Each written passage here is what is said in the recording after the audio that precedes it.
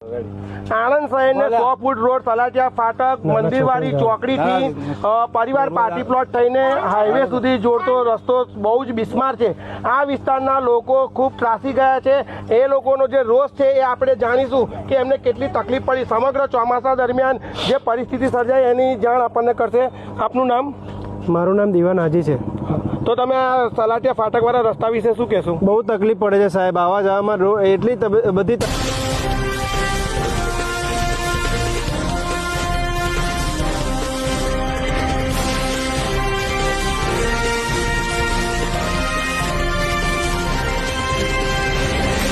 તકલીફ પડે છે કે એની કોઈ હાલત અમારા જેવાને જ ખબર પડે।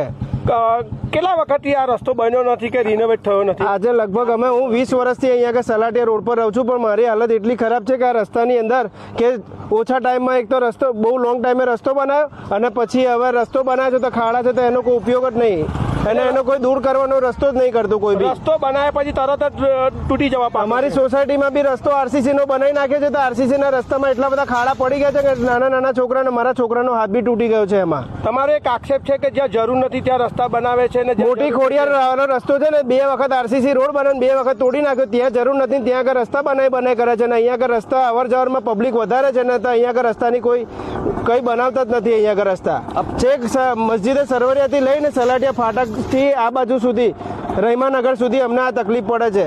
પાણી ભરાવાની સમસ્યા છે? પાણી ભરાવાની તો બહુ જ ખરાબ સમસ્યા છે। વરસાદ પડે તરત જ આ પાણી ભરાઈ જાય।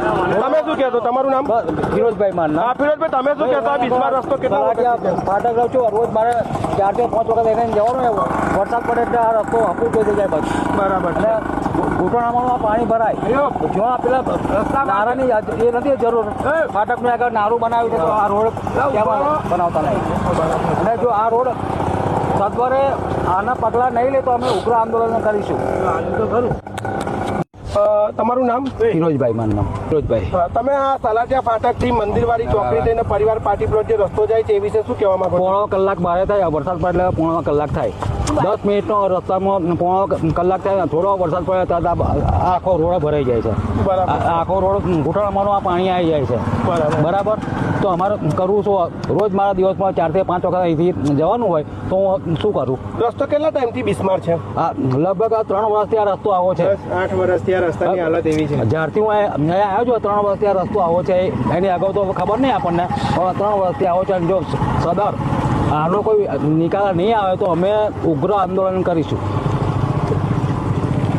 તલાટીયા ફાટકથી જે મંદિરવાડી ચોકડી અને પરિવાર પાર્ટી પ્લોટથી હાઈવે સુધીનો જે રસ્તો છે એ ઘણા વખતથી બિસ્માર છે। આ રસ્તો 60 ફૂટનો છે અને ઠેર ઠેર ખાડા પડી ગયા છે, રસ્તા પર ઝાડી ઝાકરા છે, લોકોને ખૂબ તકલીફ પડે છે।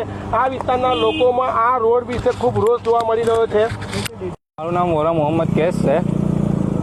આ સલાટિયા ફાટકનો રોડ બહુ જ ખરાબ છે, સરકાર એનું કશું એ જ નહીં કરતી અને મુસ્લિમ વિસ્તારની જે ઇલાકાની અંદર રસ્તાની જરૂર નથી એ ઇલાકાની અંદર રસ્તા બનાવે છે પાકા અને આરસીસી, અને જે ઇલાકાની અંદર રોડની જરૂરત છે એ ઇલાકાની અંદર રોડ નહીં બનાવતી સરકાર। અહીંયા સ્કૂલ સરકારથી એક આજીજાના ગુજારિશ છે કે જલ્દથી જલ્દ રસ્તાઓ પર રસ્તો બનાવે તાકે જે આવનારું પબ્લિક છે જે સલાટિયા ફાટક રોડ પરથી જાય છે એ પબ્લિકને શાંતિ મળે। અને વોટિંગ લેવા માટે તો બધા બહુ લોકો આવી જાય છે કે આ વોટ આલો, આ અમને આલો, કોંગ્રેસને આલો, ભાજપને આલો, પણ જ્યારે કામ કરવાનું આવે છે તો કોઈ કામ કરવા નહીં આવતું। કમ આવું છે? તમે આ વિસ્તારમાં રહો છો? હું આગળ કોઈનું રહું છું, સતત તમારે અહીંયા આવવા જવાનું થતું હશે, તો આ રસ્તા વિશે તમારું શું કહેવું છે? રસ્તા વિશે તો એવું છે કે આ તાર લગીને હવે કર્યું નહીં, હવે આગળ થવાનું લાગતું નહીં થાય એકદમ। તમને આશા નથી કે આ રસ્તાનો વિકાસ કરશે? વાર લાગશે। અને રસ્તો જે બિસ્માર છે એ બાબતે શું કહેવું છે? કેટલી હદે બિસ્માર છે અને કેવી તકલીફ પડે છે? તકલીફ તો તમે જોઈ રહ્યા છો કે લોકોનો એટલો બધો રોષ છે। તલાટીયા વાળો જે રોડ છે એ બિસ્માર હાલત છે। ડી મિરર ન્યૂઝ આણંદ માટે સાજિદ માલિક સાથે અલ્તાફ મલિક, અલ્તાફ શેખ, આણંદ।